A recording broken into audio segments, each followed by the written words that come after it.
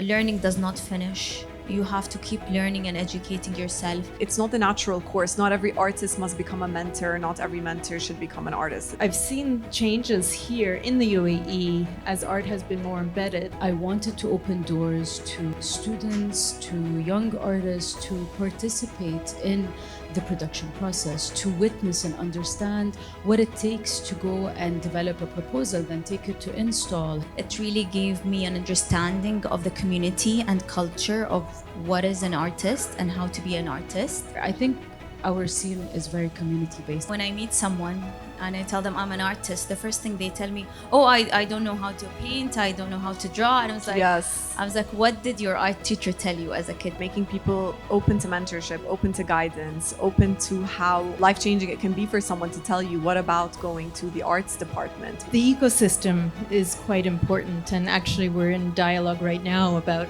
we need to change some of the things that we've been teaching, let's say traditionally. The Sheikh Salama Emerging Artist Fellowship was instrumental. It's a program where me and Alia met for the first time. Sometimes I give them tasks like draw outside the line.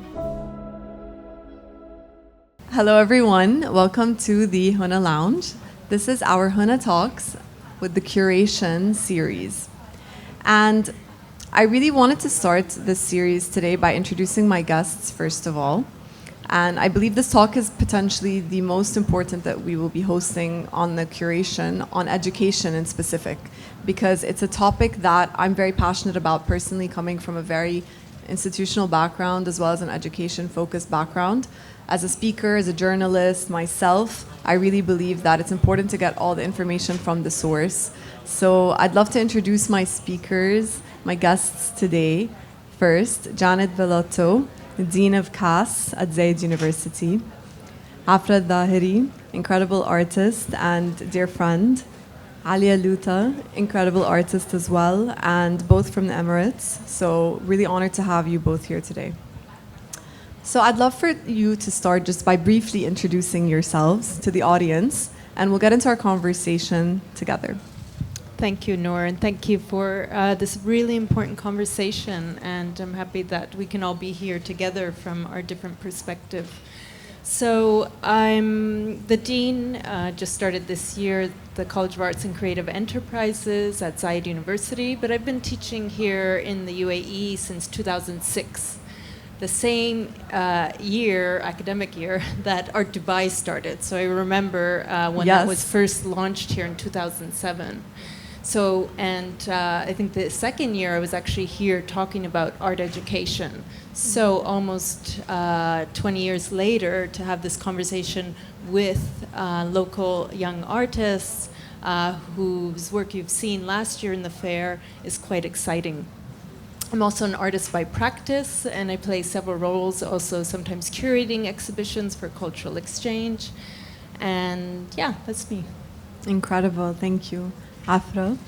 Hi, my name is Afra Al Dhaheri, and I'm a visual artist based in Abu Dhabi. I'm also an educator. I'm a faculty at Zayed University as well. And I do remember Janet I took some classes in Zayed University in Dubai at the time, and I remember seeing Janet. So it's also like really heartwarming to be kind of witnessing all the developments in the art scene and being able to come back and contribute in this way. Yeah. Thank you. Alia. Hi, my name is Alia Hussain Lootah. I'm a full-time artist based in Dubai. I'm also the co-founder of Medaf Studio, which is an art center that aims to spread art and educate children as well as adults about art. Our aim is making art accessible. So yeah, that's about it. And actually, I know Afra. We were in a fellowship program as well. Yeah. Thank you. So I think the very first question for all of you, and I'd love for us to each individually answer it, is what is the importance of education in art? Because I think there is a discourse where many people do believe, of course, you can begin your career by practice, but where is that space where education fits in, and how important is it, in your opinion, of course? That's a very good question. And we might be a little bit biased Yes. about that.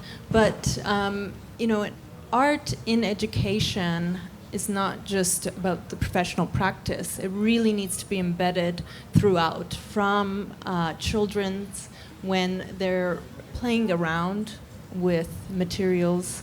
It's another way to learn and see the world differently. So, and I've seen changes here in the UAE as art has been more embedded, as art has become more part of the dialogue at every level.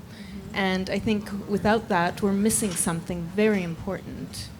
And how that might grow and how someone might be inspired and draw from the time that they're very young and bring that back into the community in different ways. Yes, and Afra, I have seen you at your studio physically educating and showcasing and showing people how it's done and being a part of it. You're very hands-on, and I really believe that that makes such a difference. But can you talk to us more about that? Because I think being present while educating and mentoring, it's a really important part of it. I think it plays it creates a circle, it's a cycle that, goes round and round. And I think when I was a student, I felt like I wanted at the time to intern, for example, at an artist studio. I wanted to have experience in practice and not just working at an institution like a museum or an art organization. And so while at the time there weren't many artists that had their studios open to accept that kind of apprenticeship. Okay. And so I really wanted to first give back to the institution that I actually started my education and was instrumental in me choosing to go into the arts. I started actually at Zayed University studying financial accounting. Interesting. That's a plot twist. Yeah, but I thank my advisor at the time who said, you should try arts. I went to him not knowing. At some point I said, well, I'm not sure this is for me, so can I try something else? And he suggested art. And I laughed at the time. I said, I never drew, I never painted. Like, what do you mean? I took his advice and I took foundation courses, and I was like a kid in a candy store, so the story can tell itself from there. But going back to that moment, I felt like it's important to come back and give more to this institution that had a hand in my career today. But I also felt like I wanted to open doors to students, to young artists, to participate in the production process, to witness and understand what it takes to go and develop a proposal, then take it to install, how you put a team together to actually manage a particular project. What does creating programming around a project mean? And so I've opened my studio as a space for students to also come and intern and take part in these in this process, but not only for myself. I've also opened door for students to go and mentor with my fellow colleagues. I mean, Alia knows this. I always ask, does anyone need an intern? Is anyone interested in, teaching someone? And I think that this is a very important way of learning. As artists, we can easily just hide in our studios, but I think it's really important in the scene particularly that we also pass it on and we also share. I think our scene is very community-based, and that's important. Yes, and I think honestly the work that you're doing and Janet and Alia is a big part of creating that community. Not only so, but making people open to mentorship, open to guidance, open to how life-changing it can be for someone to tell you, what about going to the arts department, which something perhaps you never thought of or no one ever told you, and then you might not have ended up there without the power of that educational background. So Alia, I definitely saw you at the children's program, mentoring and educating yourself. Can you tell us more, please, about how the role of education has played a big part in your career? So definitely, I mean, for me as a child, I used to communicate through drawings. I've always struggled with learning, with math, science, and I was not able to understand why was I not good at something, but I was good at art. And growing up, we never thought that we could have a career in the arts, and that's why I think when I went to Zayed University, I did not study art. I graduated with PR and advertising, thinking that this is an official career, I will have an official job, and that's what I'm supposed to do. So originally accounting and PR and advertising. Yeah. I think this actually is a really interesting start to the story, to be honest. Yeah, definitely. And after graduating, I realized that I've always been passionate about art. And moving forward now, I created my own center, and I wanted to have children like me who had difficulty expressing themselves have a place to feel like it's okay to express yourself, and there's no wrong and right. I think that was really important to me. Because growing up, we always felt like this is the wrong thing to do and this is the right thing. And I think in art, there's no right or wrong. And that's what I think really shapes what I do every day. Yes, and I think I really want to take it back to Janice here. And what Afra and Alia just said really kind of touches on the point of traditional education, traditional arts education versus something that is a little bit more contemporary and a little bit more involved. So what are your thoughts on that at Zayed University? Like, how can we really involve, like you said, the community, the artists, and every other fundamental individual around that ecosystem? Yeah, the ecosystem is quite important, and actually we're in dialogue right now about we need to change. Some of the things that we've been teaching, let's say traditionally, still has been built from models that were developed, decades ago. Can you give us examples, if possible at all? Yeah, some examples. So, we have courses in Art Foundation. So the first courses students take. And one thing that Afra said is we've always been with the ethos that of building students' appreciation, but also their capabilities with tools. So you might not, like Afra said, you didn't do any drawing or practice in that sense, but we have the tools and we help you guide and use those tools. But it's been sort of a concrete base and not really bringing that outside of the classroom. Yes. And I think we're changing more as facilitators in education rather than just we're at the front and lecturing about something and demonstrating. So it's a more proactive approach. So now we're combining more various disciplines like design and digital fabrication and seeing what students can do with them and allow them to push those boundaries. Thank you. So I would love Afra to extend further on the idea of what can be done that is more helpful to the students. If you were a student, what do you wish you would have had access to? Because I know that you've done incredible programs and kind of practices, I believe, in education that it's not really just like let us draw a still life or let us read a certain book, but what are some practices that really made a difference with you and your career? I mean, the Sheikh Salama Emerging Artist Fellowship was instrumental, and it's a program where me and Alia met for the first time. And I think that having access to programs with modules as such, and the model of the CEEF program, the way it runs is that it's based on a five models that run throughout 9 months. And they're intensive models. Each week of that model is tied around one assignment, one assessment, and that assignment is collectively created by the cohort, and they produce it within that week, and it includes feedback, it includes critique, it includes going outside of the studios, visiting sites that associate with the topic, for example.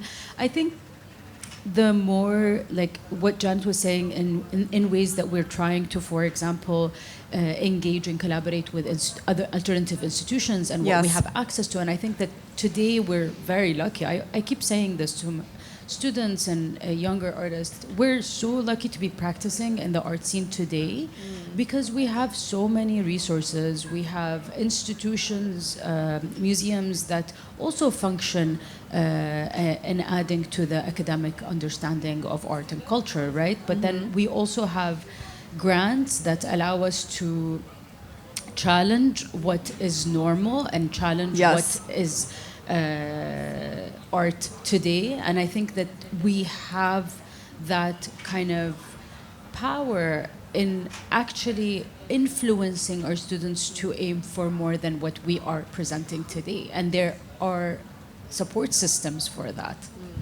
Nour, sorry, Go ahead. if I can add to that, because the ecosystem continues to grow. There's many more diverse institutions that have developed foundations, Dubai Culture, DCT, that have largely allowed artists the opportunity, and there's still more room for this adaptation. But one example too, what we've been doing is bringing students out in the field, and the exhibition that Zayed University students curated with the Dubai collection, and it's been the first collaboration on a larger scale with Dubai Culture and Art Dubai. Okay. So bringing the practice in class out to the practice in the field. And that becomes the inspiration for others in the community, and young artists are inspiring students to see the potential of also their future in arts and culture. Yeah, I think that's a really interesting point, because that makes the vision come to life. It makes it possible for a young artist to actually see what the reality of the end of this process looks like. So thank you for those two incredible points. I want to ask Alia, so the journey of SIF, first of all, I mean, I would love to know, as well as Afra did tell us, its impact on you as an alternative form of education, of becoming as an artist, and then not just that, how you felt it was important to mentor after that artists, because I feel like it's not the natural course. Not every artist must become a mentor. Not every mentor should become an artist. It's not always that way. So can you tell us a bit more about it? I think the program was instrumental, especially that I did not take art as a master or a diploma in university. It was like an extra thing that I can do to push me towards my goal.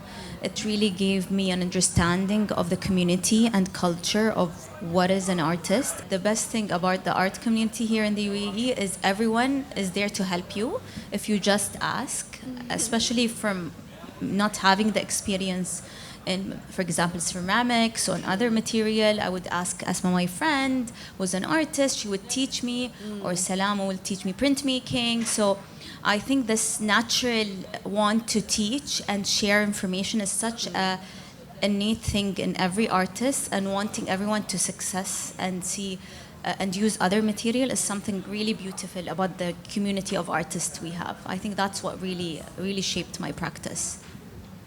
Yes, and not just that, I think that maybe from being younger artists, I really believe you already kind of have experienced a very big arch in what has happened. A lot has happened in the past few years, and you always say, Afra, that you are very lucky to be, practicing at the moment.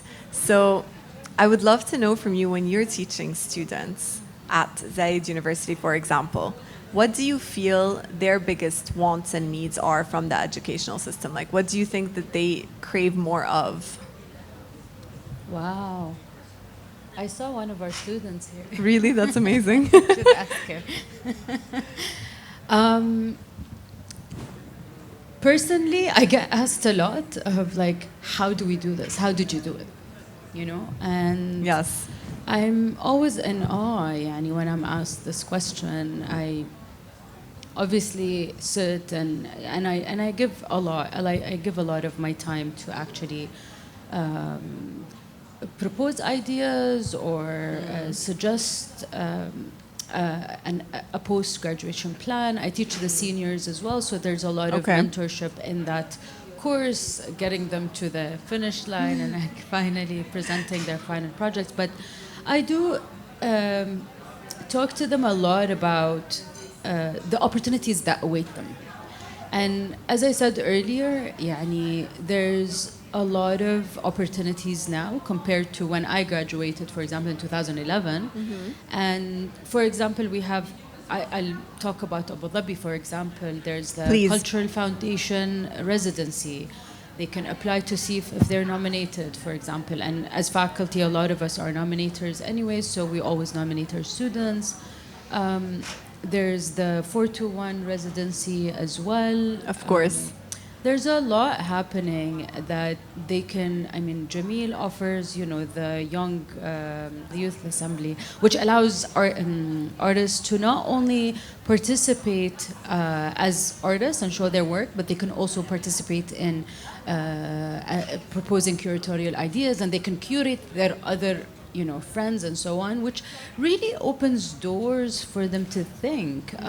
One of the things I get asked about a lot is, how did you start your studio space, for example? Or where do we go? How do we start? And I've always encouraged starting as a group. And I started as a group. We had a space called Beit 15, which I co-founded with Hash Al-Lamki, Maytha Abdallah, and Zuhur Al-Sayegh. So there was that as an example. And we had many students who had interned with us there and then started their own spaces. So for example, Studio Arisha, now Studio Untitled, like these are all examples of places that actually came out of these kind of conversations of how do we do it and where do we start. And I love, first of all, that you answer these conversations, that you answer these questions, because I think there is quite a bit of gatekeeping in the arts world, and I feel some artists do find it difficult to kind of share the whole process. But I think you're one of the artists that really does, and you show it, and I love that. I think it's incredible. So Janet, I would love for you to tell us a little bit more about CASE, because I think it would be helpful to understand kind of how this entire department of Zayed University kind of fuels that creative ecosystem, like we said at the beginning. Yes. Oh, that's a long story. I don't know if we have all that time. You can give us the brief. I will give you a brief. You know, we're a complete studio-based program, visual arts and design programs. We've been, 1998, Zayed University was established for an all-female university, and around 2003 they started with design because the industry had opportunities for that, so that was easy to comprehend. But as the ecosystem grew in Dubai, so did our programs, so did the ability to advocate the need for this. So we went from a department of art to a college of art and creative enterprises, and we continued to transform. So one of the important things, and I think the other educational institutions here, like NYU Abu Dhabi, Sharjah University, American University of Sharjah, American University of Dubai, we all have a role to play, and there's still room to grow. So going from an undergraduate institution, we're working now on graduate programs, and connecting more with the community. You know, one of the things that we recently asked students, you know, what's most important to them from our program is community. Their ability to talk to each other, to talk with their faculty, and and those that we invite to come and talk with our students. It's really important. I hope we can find opportunities to engage more, and I think that's where things are going. Because once you go out into the real world, things are different. You're not in these silos, and that's one thing I think we need to also expand on and be fluid, because that's the conversations that are going on today. And Thank you.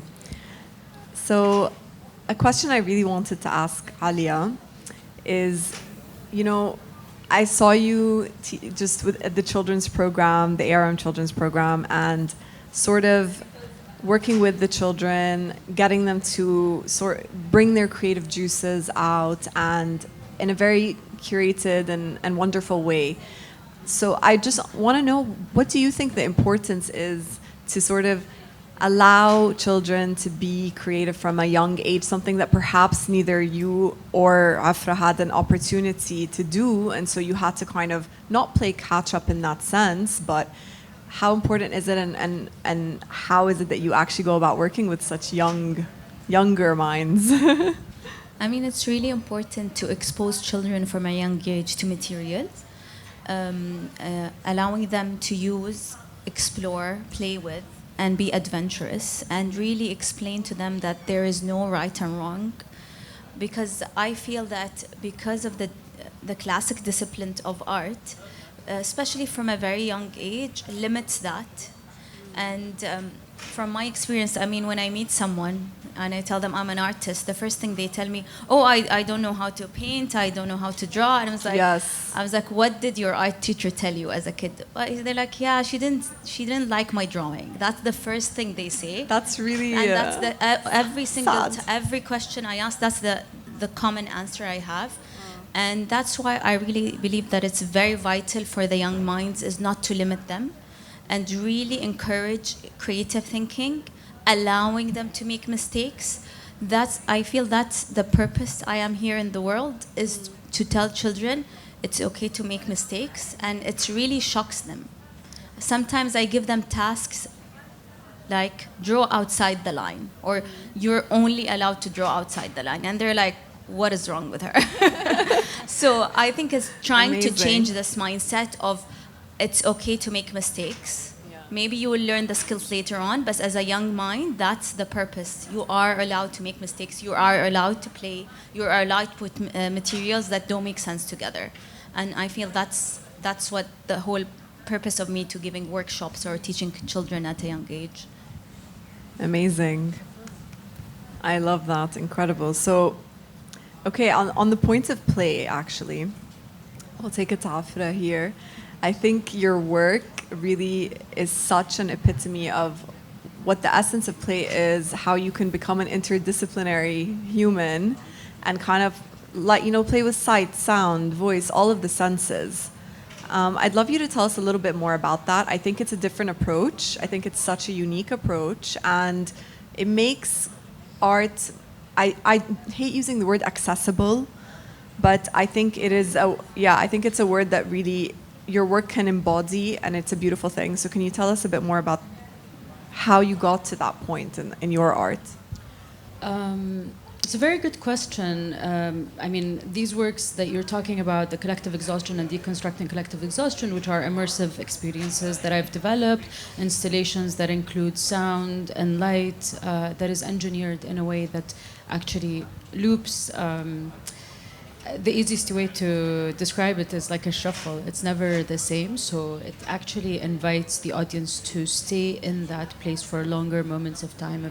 For every person an individual who would experience it, I'm kind of providing a space for them to have their own interpretation and their own experience. So everyone would have a completely different experience at different timings when they attend the work. One of the reasons that I embarked on this journey and found myself kind of hands itching, wanting to try something new, and I got bored of what I was doing. Simple. Yes. I Tell us more.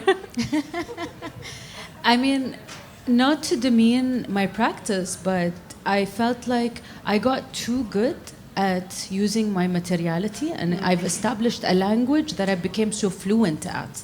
Right. And I went, I can easily, put materials together and make meaning out of them and make them make sense, and people would enjoy them. And at some point I was like, and then what? Yes. And I wanted more, and I my hands were itching. I wanted something that challenges me. I wanted something that, like, what else can I learn? And I started observing our interaction when, as an audience, how much time we spend in exhibition spaces.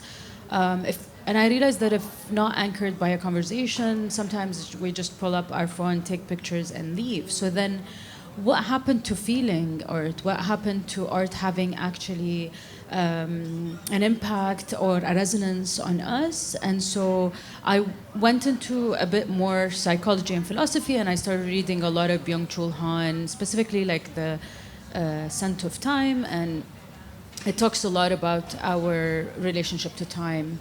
And there's a lot of impatience in the pace that we're living at the moment. And so I wanted to take people back to activating their senses. How can I create a piece that people actually experience not only with their eye, and actually with their skin, with their hearing? And so I referenced it to like a walk in the forest. Like it's so invigorating, and you leave refreshed. Why? Because you activate the senses, not only the five, but all the ones that we don't talk about. And so I wanted to create that, and people leaving that space, maybe they don't necessarily get triggered or remember everything at once, but maybe they'll walk into a space that has a similar lighting and it will trigger that work. Maybe they listen to a certain key or score and they might go back to that place. So they take something with them that they don't necessarily understand. Now, sorry, it was such a long answer, but no, where it truly, came from, go this is ahead. how I got there. But where I went to a program in the States, Watermill Art Center, and I did a summer program there that, served the itching. Yes. No, honestly, I love your answer, and I will never forget when you were working on this project and we were at your studio and you told me, I'm going to show people what it feels like after burnout or after just feeling exhausted. And I think it's kind of an awakening, really. Like, you make people wake up, use your senses, actually kind of really interact with the art. And I mean, going back to what Alia said, getting out of the box. Why are we in the box? Yes. And it's really why we're here. It's why we're talking about this. So I think for my last couple of questions for all of you, even though I could really talk about this topic for hours, Janet, I'd love for you to share with us, I mean, at Zayed University, like you said, there's so much going on. What are the, kind of artists that you're looking to work with in the future? I mean, like artists that you feel will, not specifically, I'm not talking to say who exactly, but the kind of mindset that you're looking to instill in the students, and just to make sure that the redirection is happening. Yeah. Well, that's what we're trying to decide right now or discuss. But I think a few things is also reflecting back what we see happening in the community, and in the region especially.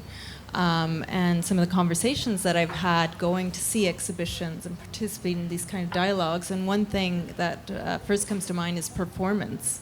Yeah. And thinking about also Afra's installation in Abu Dhabi really resonates with that. Music or sound. Computational sound. So artists that are doing, I'm thinking of the digital art fair right now. So bringing in a dialogue that we're already not teaching or we don't have expertise in because, we have limitations that way. But another way to bring the conversation forward, to bring another opportunity to teach or open that dialogue for us to rethink is to bring those voices in there. And also, what's happening elsewhere. What's the global conversations about? Of course. And one of the things that's close to my heart is climate resilience. We've just had Expo 2020, a few years ago now, but the conversations that are happening with the Ministry of Culture and the Ministry of Climate Change and bringing those two together. So if that's happening, we need to be having those conversations now in the institutions. And we see that with artists already practicing, but how does that translate? So if we can have conversations, if we can work with institutions to bring those individuals, those experts internally, talk to the scientists that are also doing things to have that conversation, and as well bring our students out, so for them to see that happening in the field. And I think that's where at Zayed University we're really looking towards, or those are the kind of individuals we can invite. And like events like Art Dubai, there's experts, whether they're practicing artists or designers or architects, all of those should be integrated and not integrated, but brought in and talking to all the students across all disciplines. And I think working with the galleries, the museums, the curators, whether in the institution or independent, is how I'd like to sort of take the next steps forward.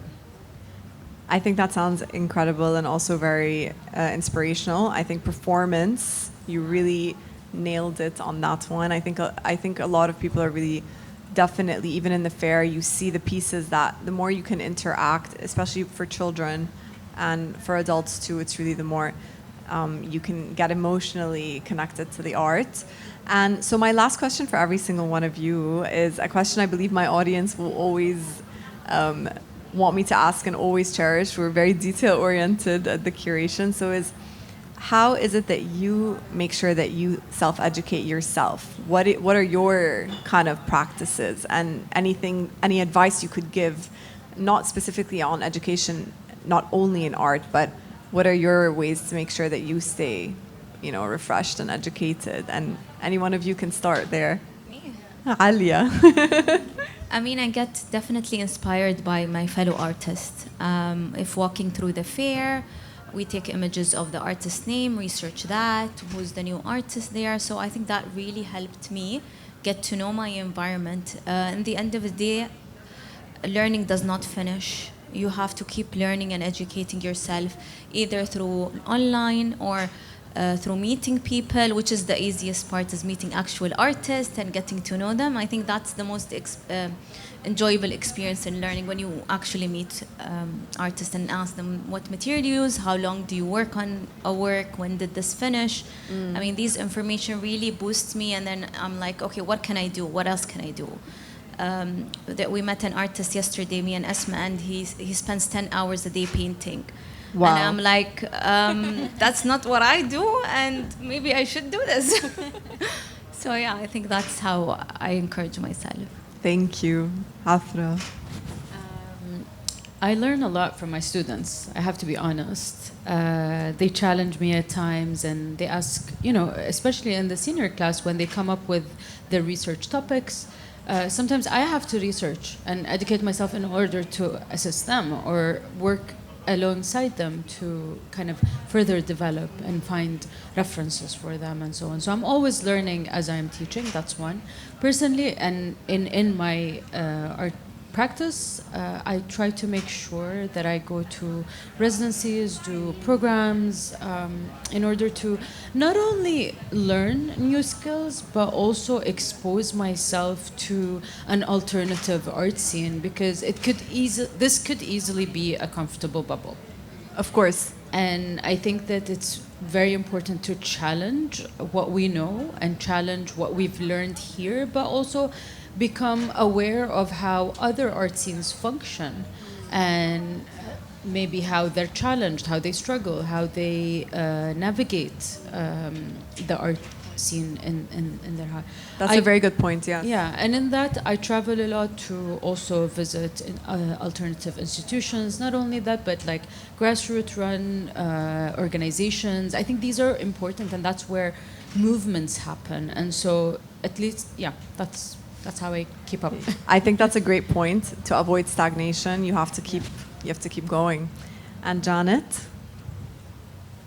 Oh, as the All of dean. it. I don't know Yes. if we need to ask you this as the dean of, yeah. case, but we'd love to hear.